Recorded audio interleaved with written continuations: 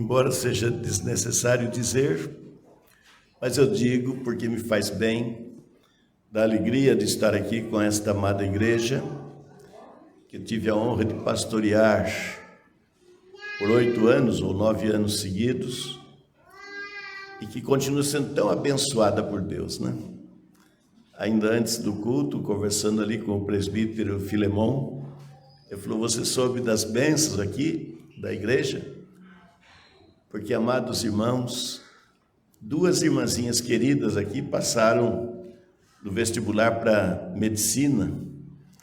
E é uma alegria quando a igreja pode ter médicos no meio dela, né? É a Sabrina e a Ana Carolina.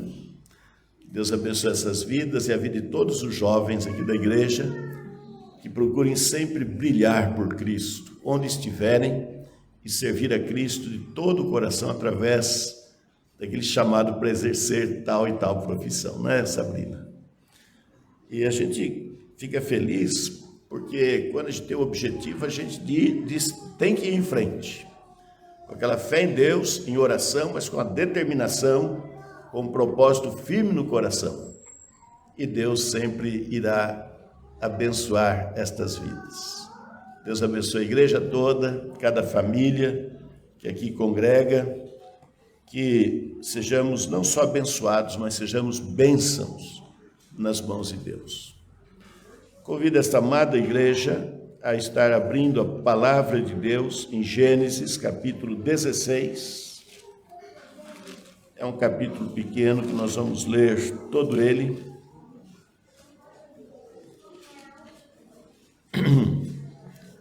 Esse capítulo especificamente está falando do episódio ocorrido com Sarai, esposa de Abrão. Esta mesma Sarai que depois teve seu nome mudado para Sara, e Abrão que teve o seu nome mudado para Abraão. Aqui o título do capítulo é Sarai e Agar, que era sua serva. Vamos ler responsivamente, aliás, alternadamente, assim toda a igreja participa. Ora, Sarai, mulher de Abrão, não lhe dava filhos, tendo, porém, uma serva egípcia por nome Agar. Disse Sarai a Abrão: eis que o Senhor me tem impedido de dar a luz filhos. Toma, pois, a minha serva, e assim me edificarei com filhos por meio dela. E Abrão anuiu ao conselho de Sarai. Então Sarai, mulher de Abrão, tomou a Agar, egípcia, sua serva, e deu-a por mulher a Abrão, seu marido, depois de ter ele habitado por 10 anos na terra de Canaã. Ele a possuiu e ela concebeu. Vendo ela que havia concebido, foi sua senhora por ela desprezada. Disse Sarai a Abrão: seja sobre ti a afronta que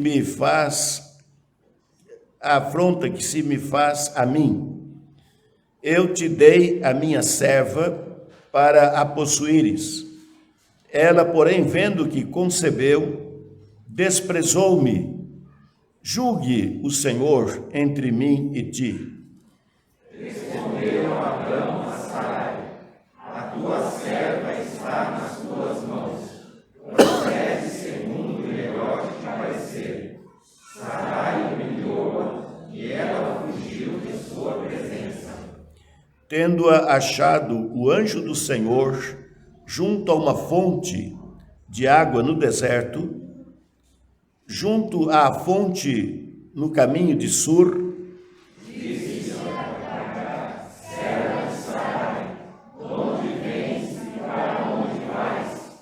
Ela respondeu: fujo da presença de Sarai, minha senhora.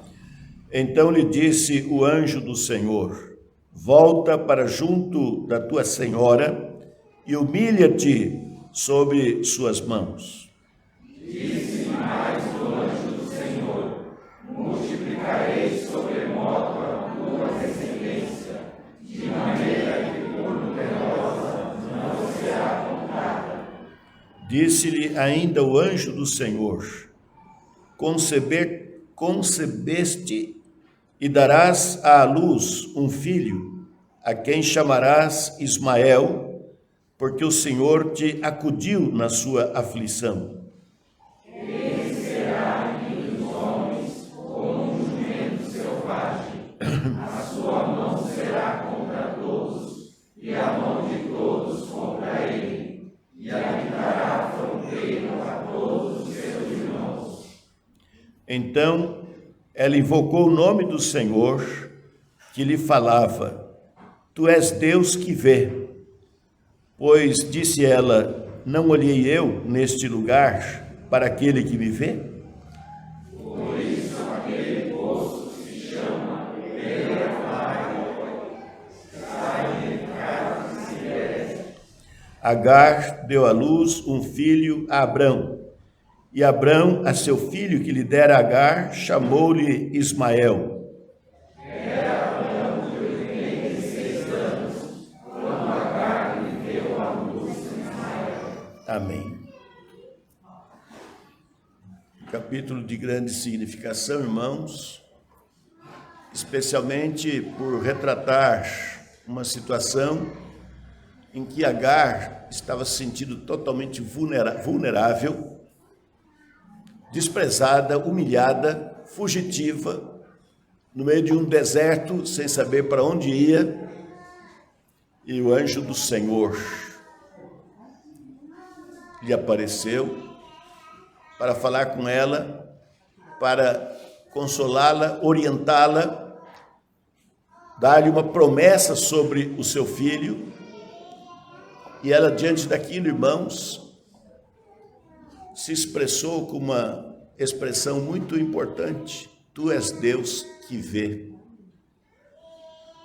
E como tudo que está escrito na Bíblia foi escrito para o nosso ensino, então, amados irmãos, nós que também passamos como seres humanos por momentos difíceis, por situações angustiosas, por lutas, por incertezas, devemos nos lembrar que Deus é o Deus que vê. E desta maneira, irmãos, não significa que Ele vê apenas por enxergar uma pessoa no meio da multidão, mas quando fala Deus que vê, é aquele Deus que vê e se manifesta.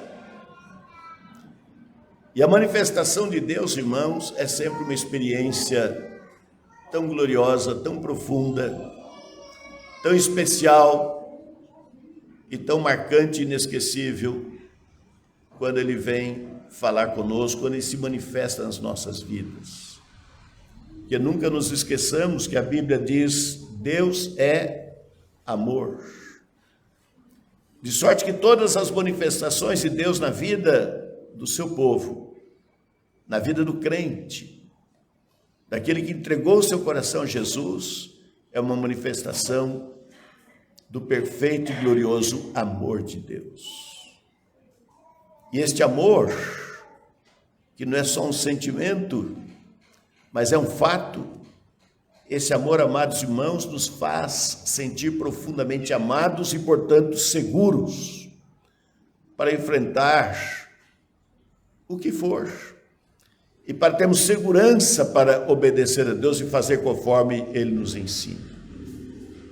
Isto é maravilhoso demais, irmãos. De sorte que a experiência do amor de Deus, do consolo de Deus, esse amor que traz consolo, fortaleza, confiança, segurança, que traz todas as bênçãos possíveis, este amor, amados irmãos, é tão precioso que quando nós sofremos e experimentamos esta bênção, poderíamos dizer como John Bunyan, quando estava preso numa masmorra de Londres por causa do testemunho de Cristo. Ele dizia que naqueles momentos de maior sofrimento, o consolo e o conforto de Deus eram tão grandes que, se ele pudesse escolher, ele mais desejaria sofrer para mais ser consolado. Então é precioso, irmãos, o que ensina esse capítulo, e ele não está deslocado de um contexto. Na verdade, todo o contexto começa no capítulo 12, quando Deus chama Abraão, lá da terra dos seus pais, Ur dos Caldeus, chama-o e o envia para a terra que Deus disse: te mostrarei. Nem especificou qual era a terra, apenas Deus diz: sai do meio da tua parentela, sai do meio das tuas fazendas e vai para a terra que eu te mostrarei. De ti farei uma grande nação, abençoarei os que te abençoarem e amaldiçoarei os que te amaldiçoarem. E em ti serão benditas todas as famílias da terra, todas as etnias, todos os povos. Como se vê, nós somos abençoados por causa daquela fé, daquele homem que quando Deus o chamou, ele partiu, e em Hebreus 11 diz, partiu sem saber para onde ia, a terra que eu te mostrarei. Por isso mesmo que Abraão é chamado pai da fé. E quando ele deixou tudo para trás, ele levou consigo, obviamente, a sua esposa, que era Sarai, levou consigo o seu sobrinho, Ló, que tinha ficado órfão, e tinha os seus servos, né? O mais velho da casa dos seus servos era Eliezer, o Damasceno, que era um servo fiel, e outros servos. E foi rumando conforme a direção de Deus para a terra de Canaã, esperando o cumprimento daquela promessa que Deus diz: de ti farei uma grande nação. E, amados irmãos, quando nós vamos lendo os capítulos 12, 13, 14, 15, 16, 17, 18, 19, e mais ainda para frente, até o 25, falando sobre Abraão, nós vemos, irmãos, as experiências deste homem, que por conta das quais a Bíblia chama-o de pai da fé. Um homem de uma fé extraordinária, irmãos, que nós, como crentes, talvez sem perceber e sem saber, também possuímos a mesma fé de Abraão. Porque quando Deus diz para Abraão: sai do meio da tua parentela, da tua fazenda, e vai para a terra que eu te mostrarei, ele partiu. Ele não sabia qual era a terra e nem sabia como era a terra para a qual Deus a chamava. E obviamente que ele saiu de uma terra, Ur dos Caldeus, era uma terra de uma fertilidade incrível. Lá é que surgiram e se desenvolveram os grandes impérios mais antigos, né? O império da Assíria, o império da Babilônia, o império Medo-Persa, tudo surgiu ali, porque ali passavam aqueles grandes rios, Tigre e Eufrates, e era então um lugar de uma fertilidade, tinha água abundante. Por isso que esses impérios se tornaram tão fortes. E era justamente naquela região também, onde Deus plantara o jardim do Éden, o paraíso. Então era uma região maravilhosa. E vai para a terra que eu te mostrarei. E a terra de Canaã não era uma terra assim, com toda esta riqueza, não é, Filemão? Não era uma terra com toda essa fertilidade, com rios caudalosos. Tinha, quando muito, um riozinho chamado Rio Jordão ali, que até hoje existe, e que é a causa de haver vida naquela região, senão seria um deserto árido e causticante. Depende exatamente do orvalho do Hermon para ali ter vida. O Salmo 133. Ali ordena o Senhor a vida e a bênção para sempre, por causa do orvalho do Hermon. Então era pouca água. Mas Deus disse para Moisés: terra que mana leite e mel. É a bênção de Deus que manda, né, irmãos?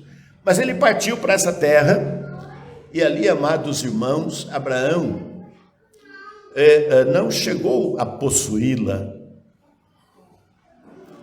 Na verdade, ali, amados irmãos, Abraão viveu em tendas, peregrinando de um lugar para outro, para levar os seus rebanhos para se alimentarem, e não viu concretizada a promessa.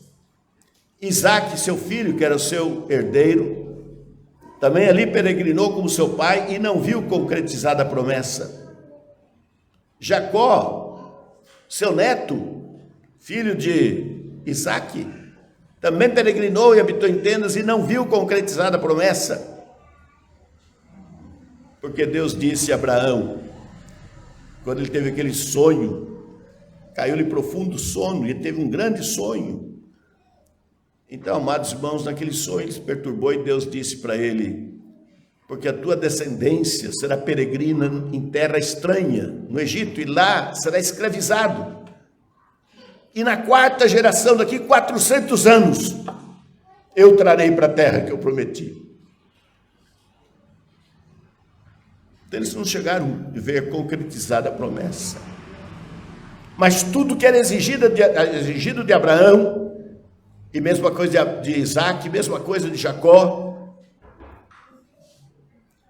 é aquilo que é exigido por nós, de Deus para nós, irmãos. Por isso que a nossa fé é igual à fé do nosso pai Abraão. Sai da tua parentela e vai para a terra que eu te mostrarei. Qual terra?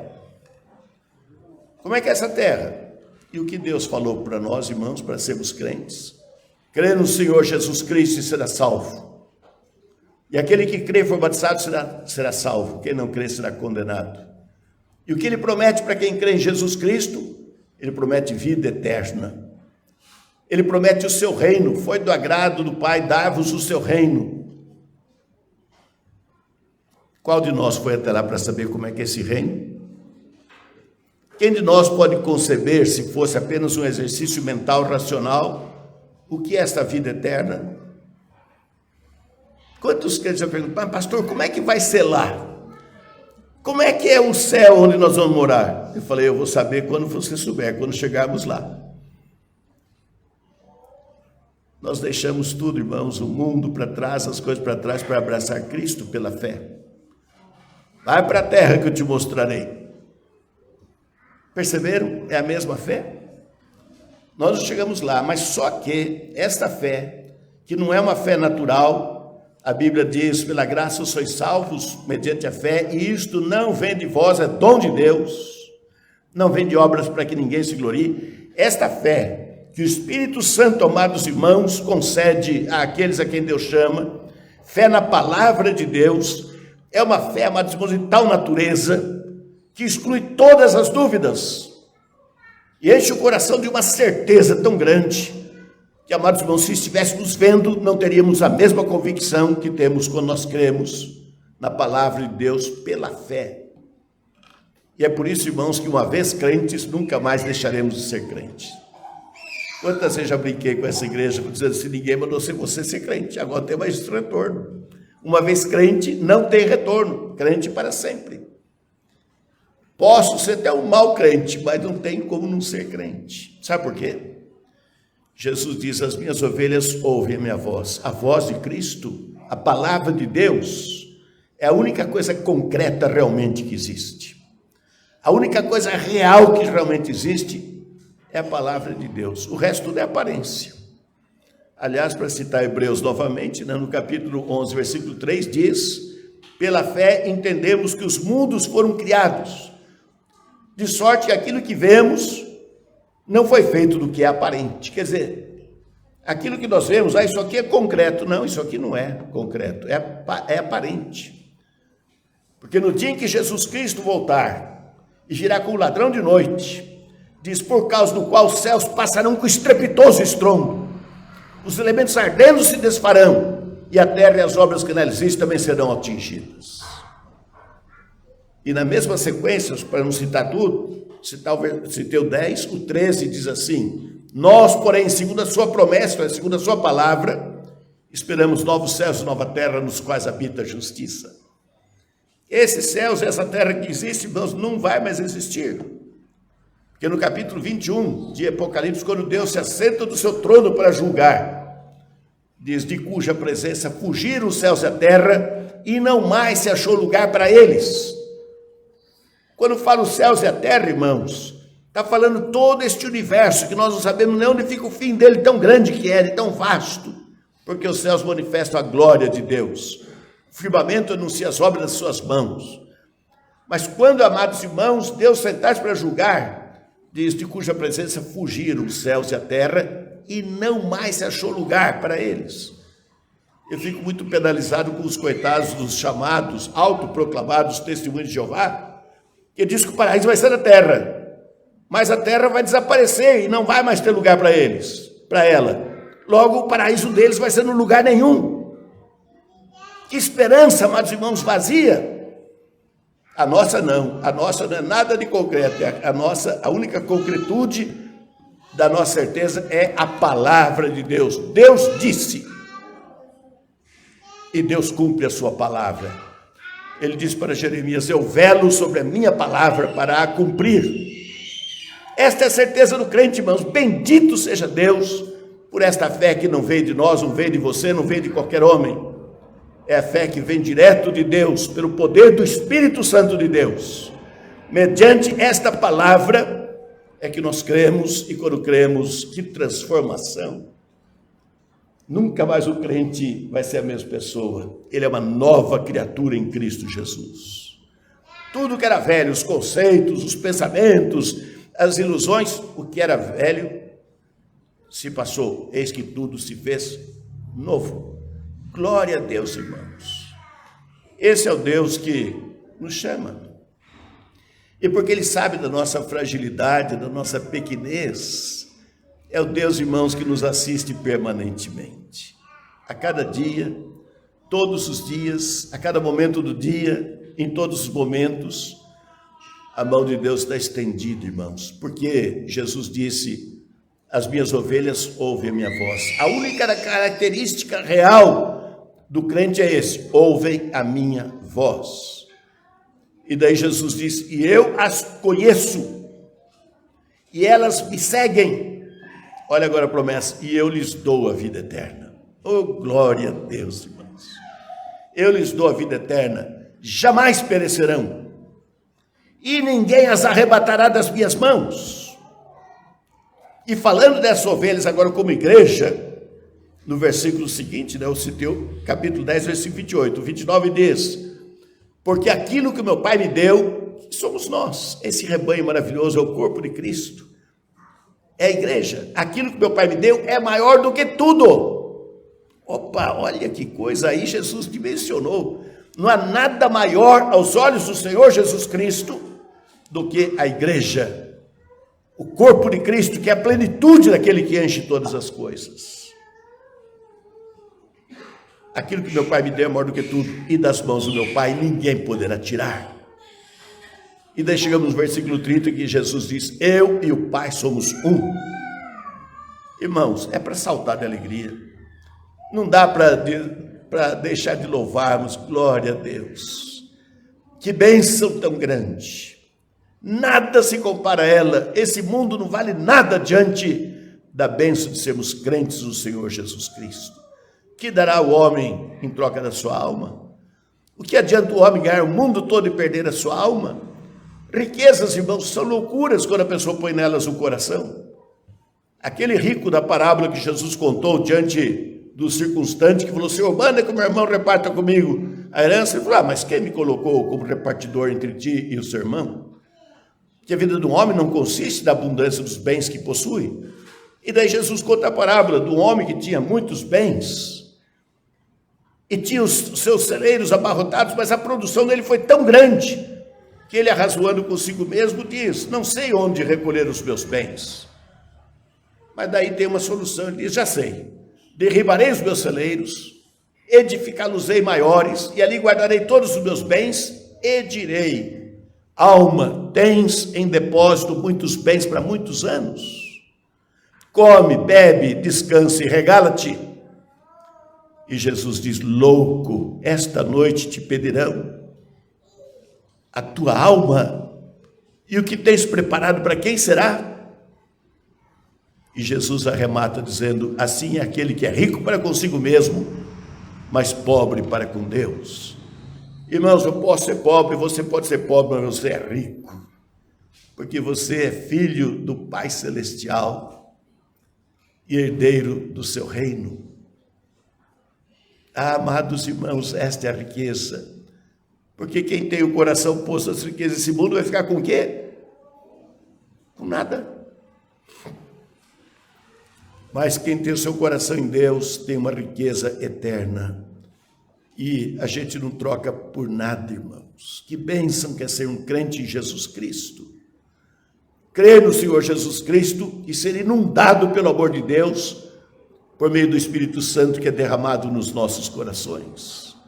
Conhecer o amor de Deus que excede todo entendimento, para que sejamos cheios de toda a plenitude de Deus. Amados irmãos, este é o alvo da vida cristã, ser cheio de toda a plenitude de Deus. Do mundo não queremos, pelo contrário. Desde o tempo do seminário, nós tínhamos nosso grupinho de oração e a gente orava: Senhor, esvazia-nos inteiramente de nós mesmos e enche-nos do teu Santo Espírito. Era esse o nosso clamor. E que bênção que foi aquela reunião de oração, irmãos, que atravessou todos os anos. E os resultados e efeitos continuam. Ser cheio do Espírito Santo, ser revestido do próprio Espírito Santo. E o Espírito Santo é o próprio amor de Deus. Então, amados irmãos, ser crente é uma bênção muito grande. Essa resposta de fé. Jesus Cristo, amados irmãos, nos chama para a vida eterna, mediante a fé nele. Ele é a base da nossa justificação, ele é a base da vida eterna, ele é a base da nossa espiritualidade. Não é como muitos pensam que a fé não é base. A fé é aquele instrumento mediante o qual nós cremos em Cristo, ele é a base para termos todas essas bênçãos. Porque se a fé fosse realmente a base, então a salvação seria por obras, a fé seria obras. Não, a salvação que Deus nos dá não é de obras de jeito nenhum, para que ninguém se glorie. A salvação que Deus nos dá é pela graça de Deus que há em Cristo Jesus. E mediante a fé é o instrumento que o Espírito Santo nos dá, essa fé não vem de nós, para que creiamos e essa bênção chegue até o nosso coração. Mas não é uma fé sentimental, não, creiamos, uma emoção, não. Em Efésios 1:13 e 14, diz a palavra de Deus: em quem também vós estáis. Em quem? Se referindo a Cristo, versículo 12. Efésios 1:13, no 12, diz: Cristo, em quem também vós estáis. Depois que ouvistes a palavra da verdade, olha aí onde está a nossa fé. Depois que ouvistes a palavra da verdade, o evangelho da vossa salvação, tendo nele também crido, fostes selados no Santo Espírito da promessa, o qual é o penhor da nossa herança, é a garantia da nossa herança, até o resgate da sua propriedade, até aquele dia quando Jesus vai dizer à sua igreja: vem, e nós vamos encontrá-lo entre nuvens, até o resgate da sua propriedade em louvor da sua glória.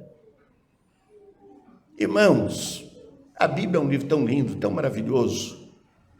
Coitado daquele que fala: o papel aceita tudo, quem que diz que foi Deus que escreveu, que foi um papel que não foi alguém que escreveu, o papel aceita tudo. Irmãos, quem fala isso nem sabe o que é Bíblia.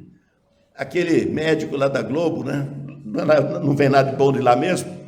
Esses dias ele fez uma declaração: quem disse que a Bíblia é de Deus? Ele mandou algum e-mail, debochando, irmãos, um médico que devia ter um nível para não falar tanta abobrinha. Quem disse que Deus mandou? Ele mandou algum e-mail, mandou algum zap. Pobre Drauzio Varela, por isso fala tanta bobagem. Um médico, ele devia pelo menos se prezar, deixa eu ficar quieto, porque até o louco, quando se cala, se passa por sábio. Mas ele tem vomitado tanta insensatez, e não é, a gente descobre cadê por quê. Olha o que ele fala da palavra de Deus. Um livro, irmãos, que absolutamente não podia ter sido escrito por homem algum. Porque se algum homem tivesse a capacidade para escrever o que está aqui nessa Bíblia, traz aqui que eu vou adorá-lo, só pode ser Deus. Homens santos falaram da parte de Deus, movidos pelo Espírito Santo. Aqui tem a verdade, amados irmãos. O único lugar nesse universo onde a verdade está escrita, está aqui dentro da Bíblia. Para que ninguém tenha dúvidas sobre aquilo que Deus prometeu e o propósito dele eterno para as nossas vidas. É maravilhoso ser crente, irmãos. Abraão foi chamado para esta fé maravilhosa e ele partiu sem saber para onde ia. Mas é óbvio, como todo ser humano, ele também vacilava. Não pensa que a fé de Abraão era alguma coisa assim, dá para pegar na mão de tão concreta. Não. Ele obedeceu pela fé, porque essa fé veio pelo Espírito Santo no coração, ele crê e vai. Mas ele também titubeou. E é bom que a Bíblia registre isso. Porque nós também, como crentes, não tem hora que a perna dá uma vacilada assim, não vou mais. Daqui a pouco, como não vou sim, mas fica aquela luta. Fica ou não acontece com você? Será que eu sou o único defeito? Bom, eu sou o pior, isso eu tenho certeza. Mas não sou o único, sou. O Mário já fez assim, não sou não. Nós, né, Mário? Toca aqui, Mário. Nota 10 para você e nota 10 para mim, que a gente reconheceu o que tinha que reconhecer.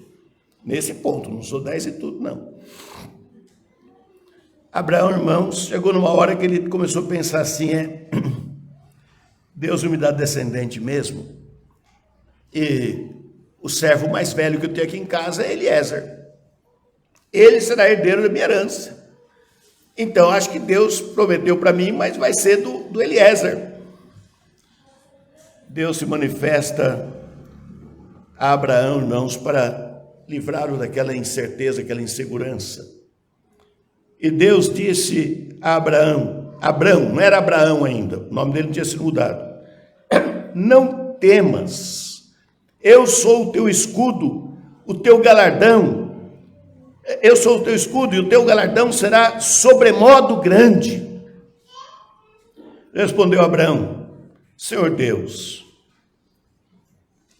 que me haverás de dar se continuo sem filhos? E o herdeiro da minha casa é o Damasceno Eliezer?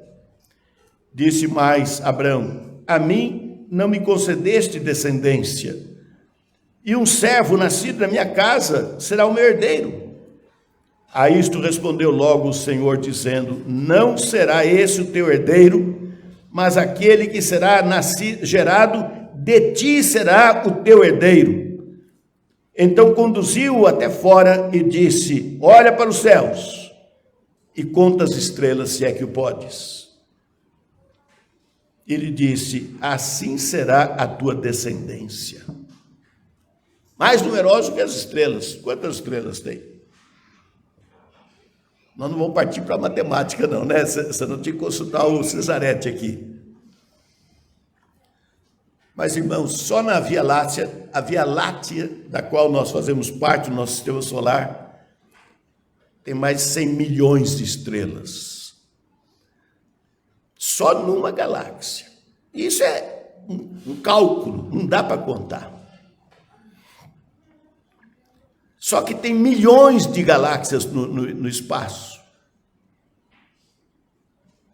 E tem milhões de estrelas, são bilhões. Se Abraão começasse a contar, ele estava contando até hoje, não tinha acabado. Já pensou, Sabrininha? Eita, nós, hein? Irmãos, o que Deus faz é grandioso. Agora, olha o detalhe.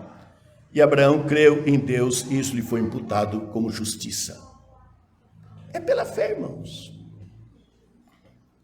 É o filho seu, gerado de ti, é que será o teu herdeiro.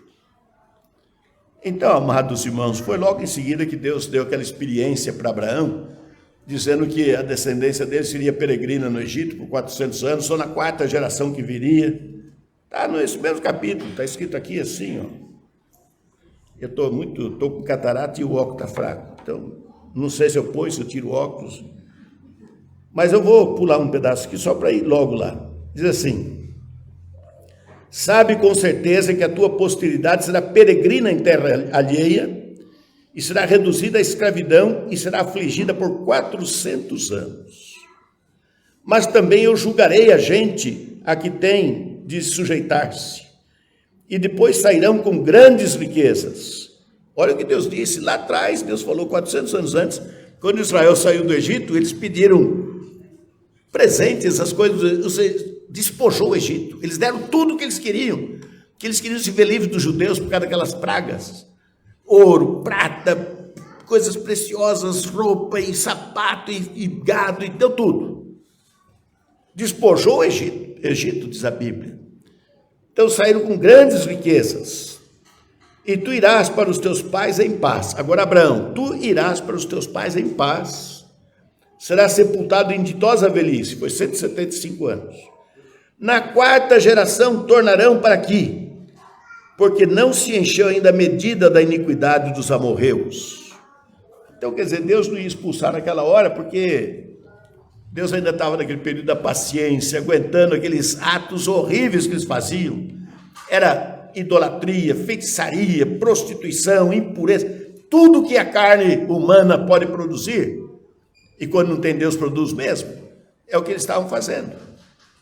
Mas então, irmãos, olha Abraão que saiu pensando, agora eu vou herdar uma terra, só peregrinou por ela, habitando em tendas, não viu concretizada a promessa. E agora, antes de morrer, Deus diz, na quarta geração, e ainda a tua descendência será escravizada lá nessa terra. Olha, irmãos, como Deus é tremendo, né? Quanto mais a nossa fé é provada, mais e mais ela cresce e se fortalece. Um dia um crente aqui da igreja, não vou falar o nome não, hein?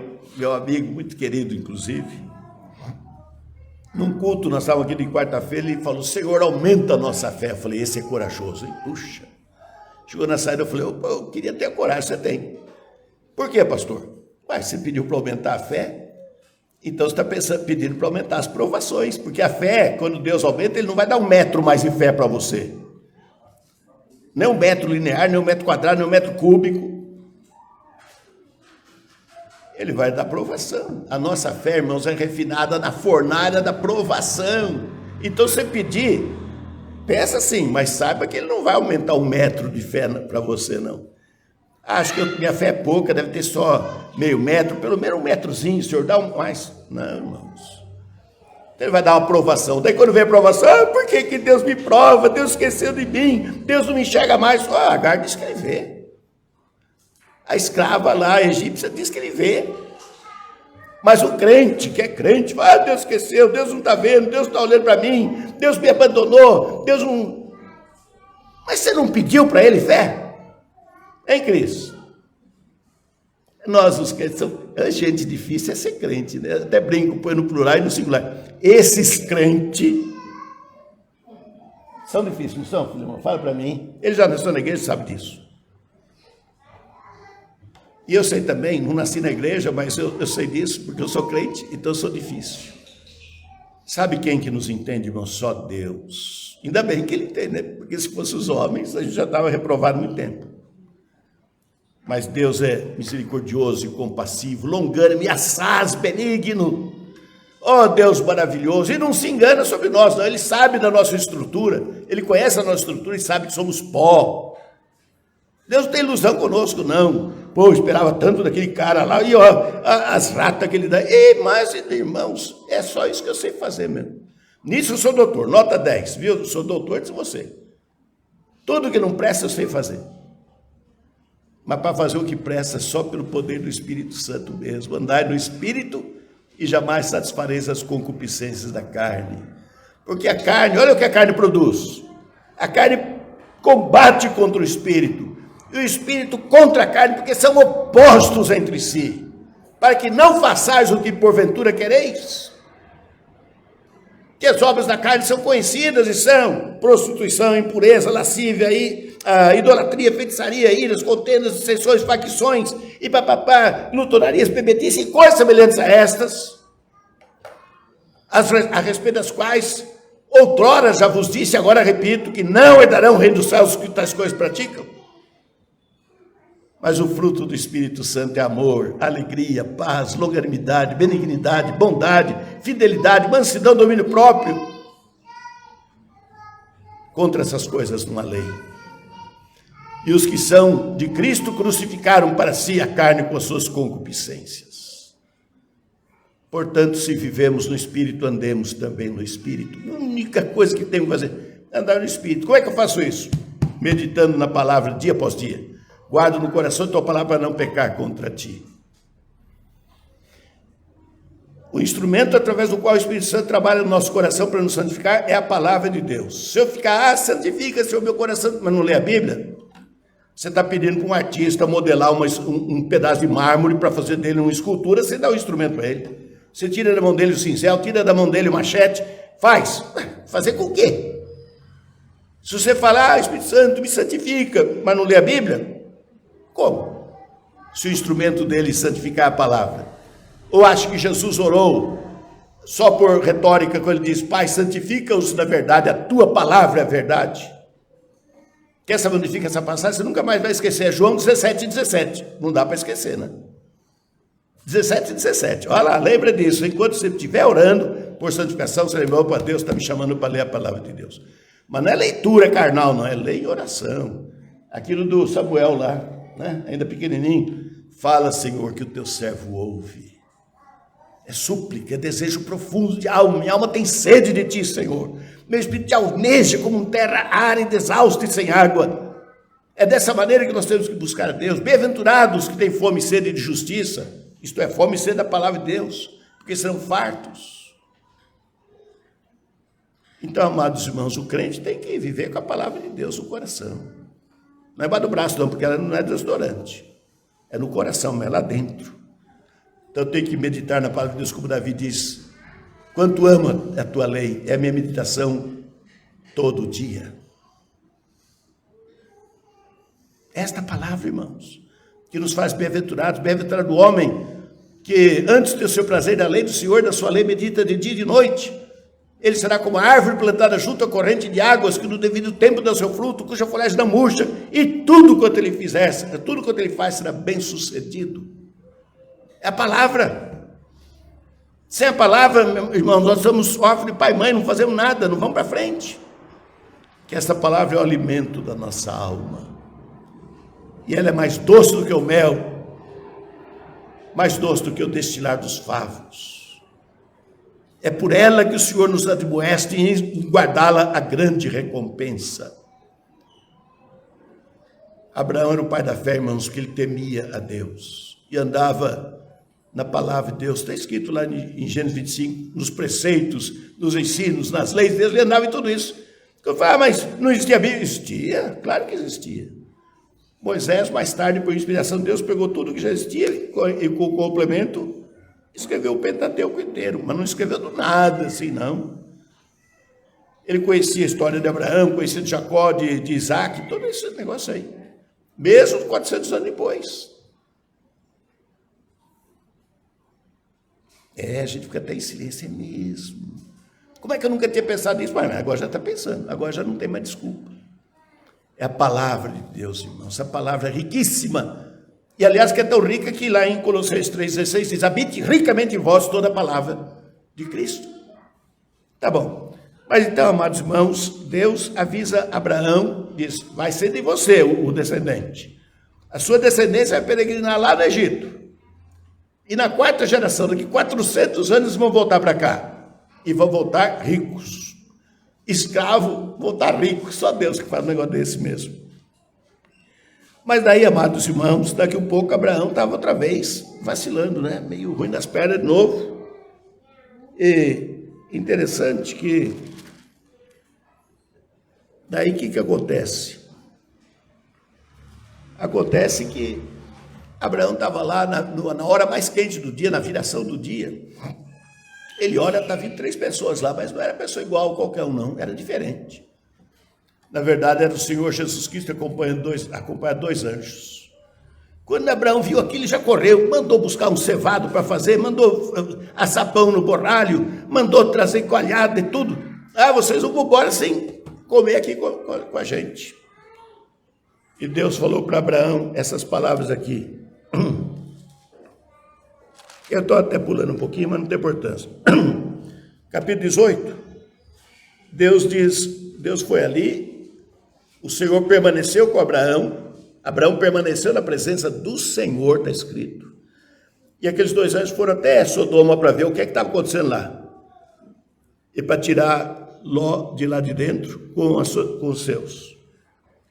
Então Abraão permaneceu na presença de Deus, e Deus falou assim para eles assim, Sara, tua mulher, onde está? Abraão respondeu, está aí na tenda. Disse então o Senhor, certamente voltarei a ti daqui 1 ano, e Sara, tua mulher, dará à luz um filho. Sara o estava escutando à porta da tenda, estava atrás da porta. A mulher, bichinho sabido, não brinca não. Pensa que está sozinho, estava atrás da porta, só lá. Ó. Abraão e Sara eram já velhos, olha o que detalhe, avançados em dias. E Sara já havia cessado o costume das mulheres. Já não tinha mais suas regras, Sara já estava velha. E então, quando ouviu aquilo, ela riu-se. Riu-se, pois Sara, deu risada do seu íntimo, dizendo consigo mesmo, depois de velha, e velho também o meu Senhor, terei ainda prazer, quer dizer, vou ter um filho. Disse o Senhor a Abraão, por que se riu Sara? Dizendo, será verdade que darei ainda à luz, sendo velha? E o Senhor disse, acaso para o Senhor a coisa demasiadamente difícil? Daqui 1 ano, neste mesmo tempo, voltarei a ti, e Sara terá um filho. Então Sara, receosa, daí ela saiu de trás da porta, o negou, dizendo, não, eu não ri. E o Senhor disse, não é assim? É certo que riste. Irmãos, Deus faz coisas tão surpreendentes que a gente nem sabe o que fazer. E nós não somos diferentes de Sara, não. Mas Sara foi rica, e nós também. A única diferença entre nós e Sara é que a gente é um pouquinho pior do que ela. Ela não é Ana. Irmãos, Deus é o Deus Todo-Poderoso.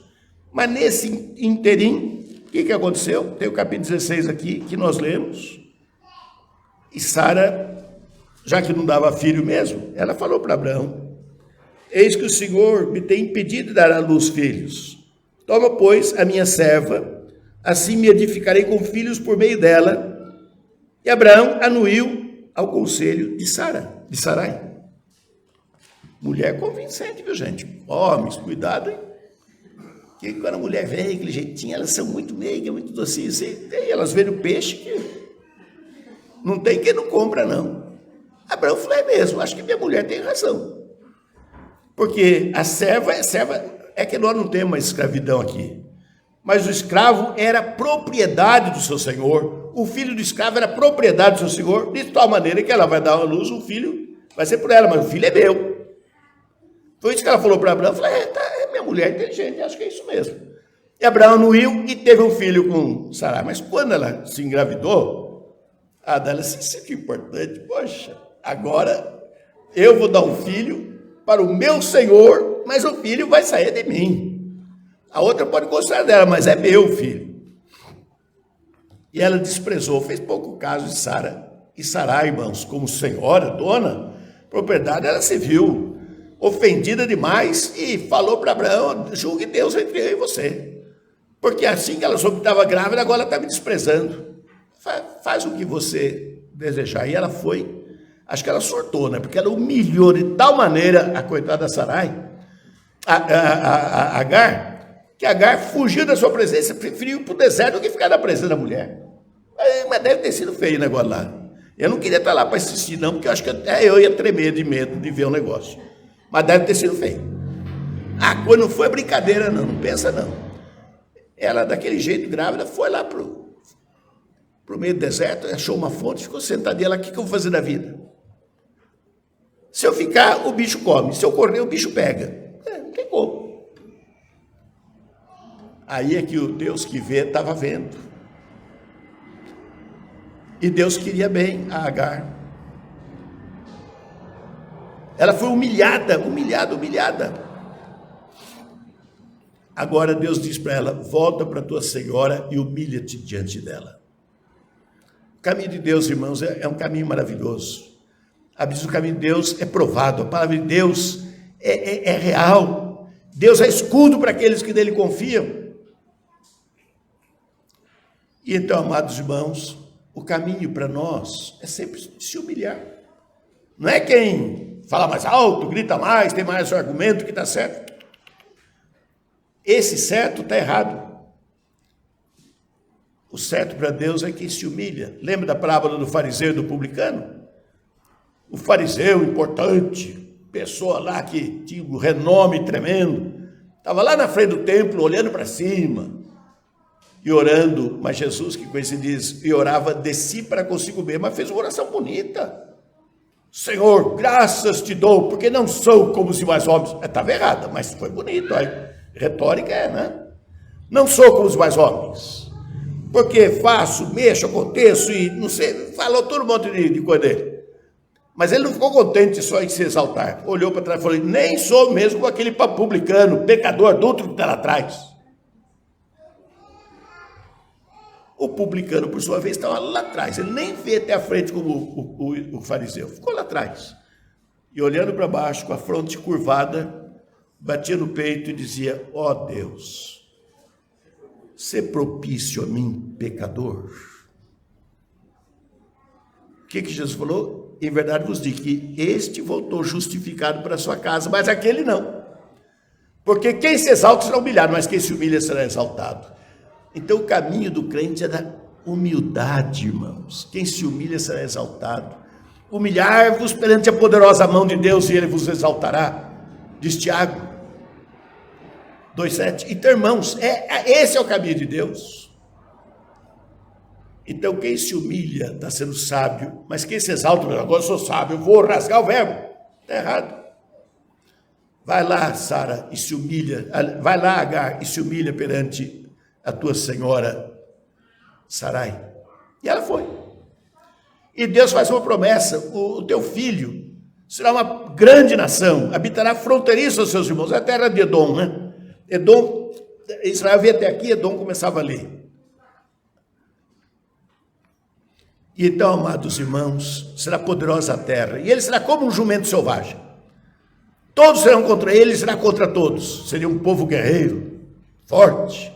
Edom era justamente o reino medo-persa, né? Edom era chamado o reino médio, ficava ali no meio, Medo, e dominou o mundo. Irmãos, como a palavra de Deus é perfeita, e diante disso, Agar disse, tu és Deus que vê. Olha que confiança para você, meus irmãos, para mim, para todos nós. Deus é o Deus que vê, mas não é que vê só para ver, não é isso, não. Deus, quando ele vê, ele já está intervindo. Deus é. Nós nem podemos dizer que Deus existe para sempre, porque existe, é uma palavra grega, ex, fora, né? Não, Deus, ele é. Deus age, Deus é amor, não é que Deus tem amor, ele é amor, Deus é bondade, Deus é misericórdia, Deus é justo, Deus é santo. E quando ele age, tudo isso, amados irmãos, se manifesta, inunda a nossa vida. Estou falando isso, estou arrepiadinho assim, ainda bem que eu sou peludo, porque eu posso sentir, arrepiou. É maravilhoso Deus. O nosso Deus é maravilhoso, ele te ama. Mas ama numa medida tão extensa que não tem medida. Ele amou o mundo de tal maneira que deu seu Filho unigênito, para dar o Filho do amor dele. O amor dele só pode ser igual o amor que ele tem pelo Filho. Será que o Sandro Bertelli está hoje aí? Olha lá. Ele se converteu no casamento da minha filha. Dia 21 de setembro de 1976. Da Liliane. Lá na igreja do Curuvi. Lembra, Sandro? Amados irmãos, ele falou assim, pastor, o amor de Deus encheu meu coração e foi apertando, saindo todo aquele ferro que estava ali dentro e foi renovando com o amor de Deus. E o amor de Deus é tão grande, essa expressão eu quero dizer que ele falou para mim. O amor de Deus é tão grande por nós, que é tanto quanto ele ama o Filho dele, Jesus Cristo. Porque ele deu o Filho por nós, quer dizer que ele ama tanto quanto. Então, o amor eterno, com amor eterno vos chamei. Com grande misericórdia e bondade te atraí. É isso, irmãos. Você é crente por causa disso. Não é porque você é melhor, e também não é porque é pior. Nós somos tudo Adão, todos nós somos piores. Mas Deus te amou e te salvou com eterna misericórdia em Cristo Jesus. E agora você é dele, não tem volta. Uma vez crente, crente. Está vendo? Figueiredo lá, a mulher de Cesarete lá. Deus é maravilhoso. Eu estou vendo que ela está rindo, mesmo por trás da máscara, estou vendo que ela está assim, ó, sorrindo. Você não esconde, hein, menina? Luciana, desculpe. Então, amados irmãos, esse é o nosso Deus. E tudo que está escrito na Bíblia que nós ouvimos hoje, irmãos, é aquilo que diz Romanos capítulo 15, versículo 4. Porque tudo quanto outrora foi escrito, quer dizer, toda a Bíblia, para o nosso ensino foi escrito, para que pela paciência e consolação das Escrituras tenhamos esperança. Esse é o nosso Deus. E esse Deus, que é o nosso Deus, fez de nós povo do seu pastoreio. Somos seu povo, povo do seu pastoreio. Cuida de nós. Fala para mim se tem coisa melhor do que isso, irmãos. É nesse Deus que nós pomos toda a nossa confiança e nele que nós esperamos. E quando nós esperamos, esse é o lado difícil da fé, porque pedir com fé é fácil, mas esperar, porque é a hora de Deus. Pode ser agora mesmo, você ora e já vê a resposta, você fala amém, a bênção, mas já está aqui já. Mas Abraão esperou quanto tempo, irmãos? Ele tinha 75 anos quando saiu de Ur dos Caldeus, 75, 85, 95, e com 100 anos que ele foi ter o Isaac. Antes teve Ismael, que é através de Sara, de Agar. Lá ele já tinha 86 anos quando nasceu Ismael. 86, tinha passado 11 anos. Depois desses 11, passou mais 11, mais 4, com 100 anos nasceu Isaac. Porque o nosso Deus é o Deus dos impossíveis, irmãos. E não importa se vai demorar, se vai ser hoje, se vai ser amanhã, se vai ser daqui a 10 anos, ou se quando eu for fechar o olho para morrer, daí vem a bênção. Ei, mas só agora? Não, agora, a hora de Deus é a hora certa. Há alguma coisa impossível para Deus? Se Ele não te concedeu o que você pediu até agora, é porque para esse Deus que não tem impossível, Ele sabe quando que vai ser a hora certa para nos abençoar. Mas eu gosto do Salmo 27, um dos salmos que eu mais gosto, é quando Davi começa a mostrar aquela confiança em Deus.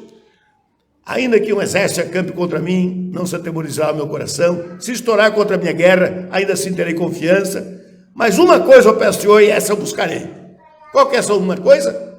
Que eu possa habitar na casa do Senhor todos os dias da minha vida, para contemplar a sua formosura. Tá bom, nesse salmo termina dizendo assim: espera pelo Senhor, tem bom ânimo, e fortifique-se o teu coração. Espera, pois, pelo Senhor. Espera. Mas com uma certeza da fé. Ao versículo 13. Eu creio que verei a bondade do Senhor na terra dos viventes. Isso tem certeza, vou ver. Deus vai responder. Agora, na hora que Ele quiser. E a hora que Ele quiser é a melhor hora de todos. Fala para mim se tem Deus mais maravilhoso que esse. Deus forte, como aquele corinho, Deus forte como Jeová, não há outro que eu conheça. Não tem. Porque Deus é único. Ele é o único. Um ser maravilhoso, glorioso, santo e misterioso também. Nós só conhecemos que Ele é porque Ele revela na Bíblia. Que é um só Deus e 3 pessoas, o Pai, o Filho e o Espírito Santo. Ah, mas isso minha inteligência não alcança. Ah, se alcançasse, então você seria do tamanho de Deus. Ainda bem que não alcança mesmo, porque Deus está muito acima da minha razão. Tanto que não é pela razão que eu conheço a Deus, é pela fé. Fé nas Escrituras, fé cristã é fé na palavra de Deus. E esse Deus é maravilhoso, irmãos. E nós estamos seguros, não por causa de alguma coisa em nós. Pedro diz, tende por salvação a longanimidade de Deus. É um Deus paciente. Longânimo é aquela pessoa cuja paciência nunca esgota. Ainda bem que Ele é paciente, porque senão Ele já tinha me dado um chega para lá, ó.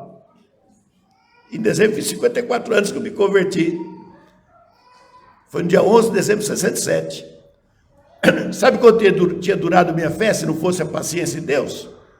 No mesmo dia que eu me converti, eu já teria desconvertido. Não teria durado 54 anos. Impossível. Mas assim como Deus fortaleceu Abraão, apareceu, não, Eliezer, não é você mesmo. Não é com Agar, não, é com Sara mesmo. E as promessas que Deus ia fazendo para ele começar a ficar ruim nas pernas, Deus põe ele de pé de novo. É assim que acontece conosco. Ah, pastor, estou tão fraco na fé. É mesmo? Ou sabe que também estou? Mas Deus está ali para não deixar a gente cair e não cai. Ninguém mandou você ser crente. Já fez profissão de fé, creu, agora aguenta. Não tem retorno. Ah, mas eu quero retornar. Não tem retorno, porque você não pertence mais a você. Quem falou isso? Está escrito na Bíblia. Você já leu a carta de Coríntios? Ah, já. Já leu o capítulo 6? Já. Já leu o versículo 19 e 20? Mas não estou lembrando, não. Então a Bíblia diz assim: acaso não sabeis que o vosso corpo é santuário do Espírito Santo, o qual tendes da parte de Deus, e que não sois de vós mesmos? Porque fostes comprados por preço. Glorificai, pois, a Deus os vossos corpos mortais. É como tinha uma expressão no meu termostato: michou o lampião do carbureto, quer dizer, apagou, não tem mais o que falar. Mas graças a Deus que a gente é crente, né? Porque Deus nos chamou por sua eterna glória, por sua virtude, para o reino celestial de nosso Senhor e Salvador Jesus Cristo. Que Deus nos abençoe, que Deus nos guarde e nos fortaleça. Amém.